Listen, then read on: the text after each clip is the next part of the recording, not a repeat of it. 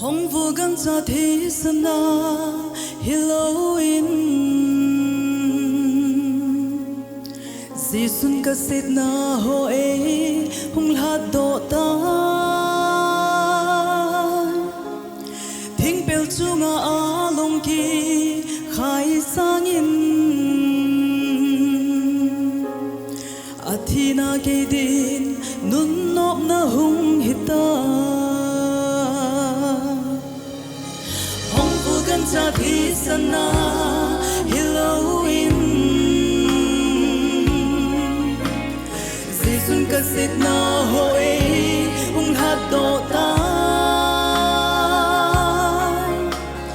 thing pel chunga along ki khai sangin athina ke din nun nop na hung hita set ngai dam na e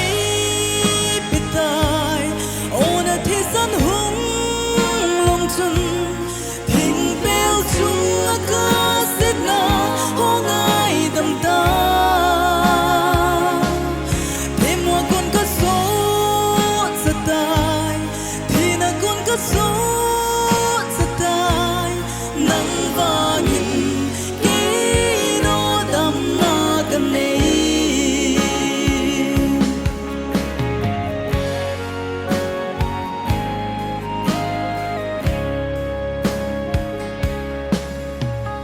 alu chunga ling lu hu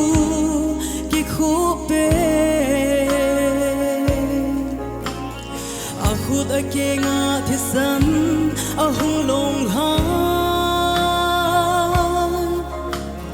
tui du dang cha in a peng ka pa ka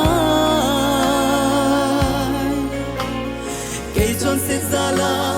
hung tho ana hi zo set ngai dam na e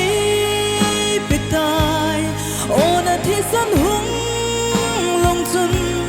thing pel chung ka set na ho ngai dam ta thế mo con ka so sa tai thì na con ka so sa tai nang vangin ki no dam na kan nei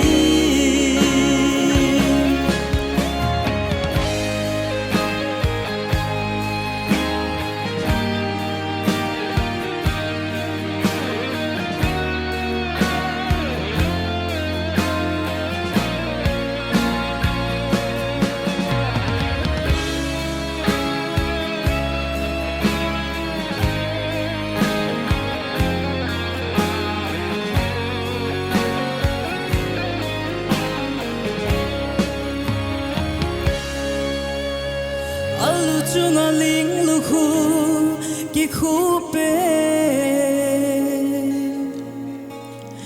a khut a ke nga thi san a hung long lai tui du dang cha in a peng ka pa ka kai chon se zala hung tho ana hi so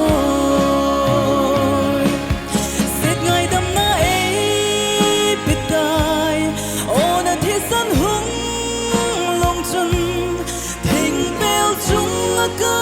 sit na ho ngai dam ta thế mo con ka so sa tai thế na con ka so sa tai nang vangin ki no dam na kan nei nang zalin ki no dam na kan nei